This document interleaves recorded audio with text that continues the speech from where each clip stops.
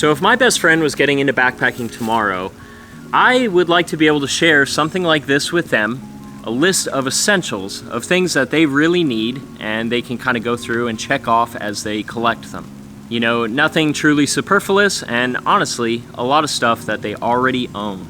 I'm gonna unpack my kit here, and we're gonna go through this in different categories. So think sleeping, clothing, electronics, cooking, food, water, whatever, and just look at the different items that I feel like are necessary when you're out hiking and camping. Okay, so the first category I want to look at is packing, the gear that you need to hold all the rest of your gear. And starting off, you're gonna need a backpack. I think the best backpack for the vast majority of people is going to be something in the 50 to 60 liter range, so that you're not tempted to overpack it. Like if you got a 100 liter backpack, what are you gonna do? You're gonna fill that thing. And then also you're gonna want a backpack that has an internal frame, like 2 aluminum metal stays inside of the backpack. And then a backpack with a thick hip belt. So that frame and that hip belt is going to help take weight off of your shoulders and put it on your hips, and you're gonna be a lot more comfortable. So 50 to 60 liters, internal frame, and a nice hip belt. Now, something else you're gonna want is a pack liner. A pack liner is just a trash bag. And what you do with this is, before packing any of the rest of your gear, you stuff this pack liner inside, and then you put all your gear inside of that trash bag. And that is going to keep everything waterproof. So whatever backpack you do acquire, you don't need something waterproof, because all you truly need is just a trash bag to line the inside of the backpack. And then I also bring on every single trip an assortment of Ziploc bags. I like the quart size ones, and I like the gallon size ones. The gallon size I use for smaller gear and electronics and repair kits and, you know, stuff I don't want to just aimlessly throw inside my backpack and for it to be lost forever. Whereas these smaller ones I typically like to have at the ready to be able to put my phone in, to be able to put my camera in once it starts raining. Now, the next category I want to look at is sleeping. So we'll start out with a sleeping bag or a quilt. Now, a quilt is just a fancy kind of new age sleeping bag. It's a little bit lighter weight, it packs down a little bit smaller, and I like them a lot. But if you get a sleeping bag, there's not going to be a huge difference other than the weight and the packed volume. You should be looking for something in the 20-degree range, or -8 Celsius for those who aren't in the United States. You know, that's gonna allow you to hike in the shoulder seasons of spring and fall. That's going to allow you to hike in the summer, where you can just kind of like leave it off of you a little bit. Whereas if you get like a 30 or a 40-degree bag, you're gonna be a lot more limited in when you can go backpacking. So a 20-degree bag, if I was only ever going to have one sleeping bag, it would be 20 degrees. Now, next up for sleeping kit is a sleeping pad. I have 2 different kinds here. This one is foam, whereas this one is an inflatable pad.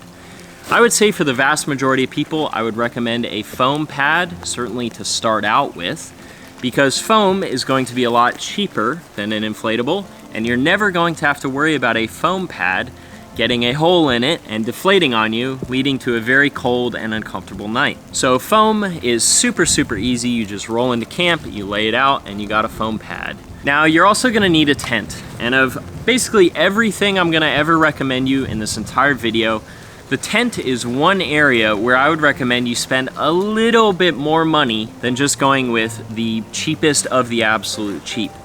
Because ultimately, when a really terrible storm is coming, you are going to really rely on this tent to keep you safe, to keep you dry, and to keep you sheltered from whatever elements are trying to get to you. So this is a tent by DurstonGear. This is a really fancy one that he makes, but what I love about Durston and what he does is that all of his tents, some of the most premium tents you could ever buy, he produces them in both the really expensive fancy fabric, and he also produces them in a much cheaper fabric. So you are getting super premium features, one of the best tents on the entire market, in a fabric that is just marginally not quite as good. I think the tent is worth it to invest that little bit of extra money in. Now to set up your tent, you're going to need tent stakes. The only things you really kind of want to pay attention to is you don't want something that's way too thin that is going to bend really easily if you are hammering it into the ground. And you also don't want something that is going to pull out of the ground easily. Now next up, clothing. We're gonna look at rain jacket first. Now fortunately there's a wonderful budget option for a rain jacket that's on the market that's really gonna keep you dry. And that is the Frog Togs Ultralight 2 rain jacket. I think it costs about $15, and personally, I think it's really wonderful. I think it keeps you really dry, and the only thing of note is that its durability is not the best. So if you're carrying a Frog Togs rain jacket, it's really great, but you're also going to need to carry a little bit of duct tape just in case it gets a hole. So the main thing is you want a rain jacket that's going to keep you dry. If you're looking to spend more money on a rain jacket, what you're going to be getting is more durability, and you're going to be getting features like pit zips and pockets. Those things are very nice, but honestly, even though I've tried and tested so many expensive rain jackets, a lot of times I just go right back to the Frog Togs because it's really that good. So now when it comes to warmth, you're gonna need a warm jacket, and I have two different kinds here. This one is a fleece sweater, and this one is a down puffy. But you're gonna need some form of warm jacket, and even in the middle of summer, I bring it because you never know when temperatures and weather's gonna turn for the worst. Now, when it comes to choosing which kind of warm jacket you want, it really depends on where you're hiking, when you're hiking, and what the weather is going to be like. So if you're hiking in a cold place, maybe a down jacket is your best choice. If you're hiking in a warmer place, maybe a fleece sweater is your best choice. Now, if you already own both or you want extra warmth, combine them and bring them both and layer them on top of each other, because then you'll have the fleece to hike in during the day, and then in the evenings you can put your down jacket on over top of it for ultimate warmth. The other benefit about bringing both is that if your fleece happens to get wet during the day while you are hiking, you then have your down jacket that is dry in your backpack to use later in the day at camp. Now, I think you're also going to want some kind of pants or tights, something to cover up your legs. This is good not just for warmth, because pants or tights are going to trap your body heat inside of them, but this is also going to be good to keep bugs away from just totally eating you alive at camp at night. So another place I would recommend a specific piece of gear or brand is this one. If you go on Amazon and you search dance pants or body wrapper dance pants, you're gonna find these. They're quite cheap, maybe $20 or something. I think they're very durable and they're gonna last you a long time. They pack down extremely small and are extremely lightweight, and just the amount of function you get out of them is awesome. Dance pants on Amazon. Now, not really essential in the summer, but I never find myself hiking without one, and that is a beanie. I have two here just to set an example that any beanie is good. So a beanie is so small, it's so lightweight, I personally just never hike without one, even in really, really warm environments. Now for socks, I think any pair of socks is really gonna work. So I personally always hike with at least 2 pairs of socks, and oftentimes I will hike with 3 pairs of socks. I think this is great because every 3 days I can be rotating through these socks. And why do I do this? It's because on a hike, there is nothing more important than your feet. So having a pair of clean socks is really going to go a long way when it comes to keeping your feet happy and healthy and blister-free. Maybe you've noticed with all this clothing stuff, you probably own a lot of stuff that would already work. You know, you don't have to go out and buy a brand new fleece sweater just because it's a little bit lighter. You know, you can use what you already have, and then over the course of the next 5-10 years, if you enjoy backpacking, then maybe you can start upgrading things slowly over time. Now, I guess I'll fit this into the clothing section, but maybe it's a little bit more miscellaneous, and that is trekking poles.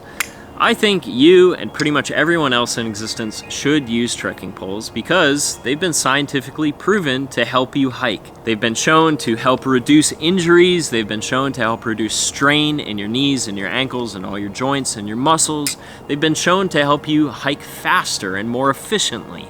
So when looking for a pair of trekking poles, you don't have to go for the fanciest of fancy. It just doesn't really make that big of a difference in my opinion. But yeah, trekking poles are great and you should definitely bring a pair. So now moving on, let's get into cooking and food. So the stove I will recommend is specific, and that is the BRS 3000T. I think it costs like $15. It's extremely cheap compared to the $100 or $150 stoves out there. And I've been using the BRS 3000 for, I don't know, like 10 years now, and I think it's really great. Now, of course, you're also gonna need some fuel. This little stove just screws right on top of that fuel canister. And then also you're gonna need a pot of some sort to cook it in. You want something that is at least 700 milliliters in size. Once you start going under 700 milliliters, I find that it's just a little bit too small to be cooking a lot of the meals that I want to be cooking. So I think a titanium pot is pretty nice. It's a nice luxury. It's a lot lighter weight, but you know, you could get away with a lot cheaper pots as well, and those are gonna work out fine too. So now you've cooked your delicious dinner. How are you gonna eat it? Well, you're gonna need a spoon. You don't need to buy a fancy titanium spoon. Just go into your kitchen, open that kitchen drawer, and pick out your favorite spoon, and that one is gonna work great. Now, when it comes to storing all your food, you're also gonna want a food bag. This is just a cheap one that I bought at like a gear store, and I think the important part is that this one is about 15 liters. I find that with a 15-liter food bag, I can carry roughly like 7 or 8 days worth of food in this. So a food bag is nice just to keep your food organized and all in one place. Now, when it comes to water, you need a way to store your water as you hike, you know, because there's not gonna be a stream every 100 feet. So at the very least, I recommend that you carry 2 liters, but for whatever trip you're going on, you should definitely be looking at water availability. Because if I'm hiking in the desert, maybe I want as much as 10 liters worth of water, whereas if I'm hiking in the Appalachian Mountains, 2 liters is perfect. So smart water bottles or life water bottles are great. They come in 1 liter or like 1.5 liter sizes. I at least carry 2, sometimes upwards of 4. Now the other wonderful thing is the water filter I use screws right onto the top of them. So I can scoop some water and then screw my water filter on and have clean water right at hand. So for water filters, my favorite one is the Platypus Quick Draw, but also the Sawyer Squeeze is really great too. It is absolutely essential that you have clean water because you definitely don't want to get a stomach bug while out in the middle of nowhere. So getting into electronics now, first up we have your phone. This is your GPS. There's tons of apps out there for GPS navigation, like AllTrails is a great one to start out with. I use Gaia GPS, my girlfriend uses Caltopo, and that is what I use typically for navigating. I do recommend that you also carry a paper map for wherever you're going, because you don't want to smash your phone on some rock or drop it in a river and then be totally screwed. So use your phone for GPS, but definitely also bring a paper map too. Now, if your phone happens to die out on trail, run out of battery, what are you gonna do? Well, you need a battery bank. You probably already own one, and I recommend one that is at least 10,000 milliamp hours in size. Whereas if I don't carry one of these battery banks, not only am I being a lot more unsafe because I'm relying on my phone so much, but at the same time, I'm also going to have to be a lot more careful with my battery usage. And of course, you're also gonna need a cord to be able to charge that battery as well. Now, last up for electronics is going to be some kind of headlamp or light. You don't really need a fancy headlamp. A lot of hikers like them because, you know, now suddenly your hand's free, you can hike along with your trekking poles and you have your headlamp on your forehead. But, you know, for the past like 10 years or something, I've just used a small handheld flashlight, and literally any flashlight you already own is going to be fine when you start. Now, the one thing I would like to recommend is that you have one that's rechargeable, because you don't want to be caught out after dark trying to navigate to a campsite without being able to see, because you could find yourself becoming extremely lost, and no one really wants that. Now, my last stuff here is just a little bag of miscellaneous items, of course, the gallon Ziploc. And starting out, I have a trowel. This is a Deuce of Spades trowel. And why am I considering a little shovel essential gear? That is because I've been to so many places where people haven't taken the extra 5 seconds to bury their bathroom waste. I'm sure you don't want to come across where someone went to the restroom at that beautiful vista, because it really ruins the moment. Now along with this trowel, of course, you're also going to want to bring some toilet paper. And I keep these two things at the ready because you never know when you're going to want them. Now in this miscellaneous bag, I also have toothbrush, toothpaste. I feel like that's pretty self-explanatory. Now I also have a little lighter here to light my stove, to create a fire at night if I'm camping in an area where wildfires aren't really a problem and fire restrictions aren't in place. So a lighter is great. Now I also bring a small repair kit. This has some duct tape wrapped around it to be able to patch a hole on a rain jacket or patch a hole on my tent. And I also have some strong needle and thread. So if I get a giant hole in my shorts or my pants or any of my clothes, or a mouse happens to eat through one of my shoulder straps on my backpack, which happened to me once, you're going to need to re-sew that. I also like to bring some blister tape, and how I use this is if I feel in my shoe or my sock my foot is being rubbed in any weird way, maybe between my toes or on my heel or my forefoot, I just take some of this tape and I slap it on there. And that generally helps to prevent the blister from forming. And then I also bring a small Swiss Army knife. I've hiked for many thousands of miles without any kind of knife at all, but these days I always have it. It's got scissors, it's got a knife, it's got tweezers if you happen to get a splinter, and it's got a toothpick.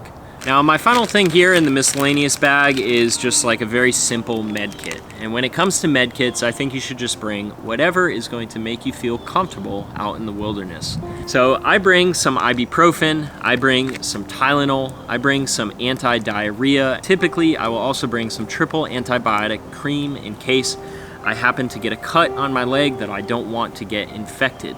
So anyway, that's everything that I would recommend that you carry backpacking. And also, just because I didn't mention that thing, that camp chair, that whatever it is that you enjoy, doesn't mean that you shouldn't bring it. You know, you should bring whatever you feel is going to make you happy and comfortable and feel safe when you're out backpacking. I know it feels like a lot of stuff, but really once you start digging through your home and your drawers and things, I think you're going to find that you already have a lot of the stuff and you really don't need to get too much more. So anyway, I'll catch you guys in the next one.